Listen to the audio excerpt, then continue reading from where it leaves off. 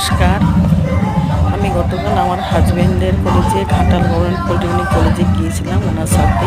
সেখানে গিয়ে দেখলাম পলিটেকনিক কলেজের ছাত্রছাত্রীরা কী সুন্দর তাদের সৃজনশীল প্রতিভা বিকশিত করেছে। থার্মাল পাওয়ার প্ল্যান্ট তৈরি করেছে।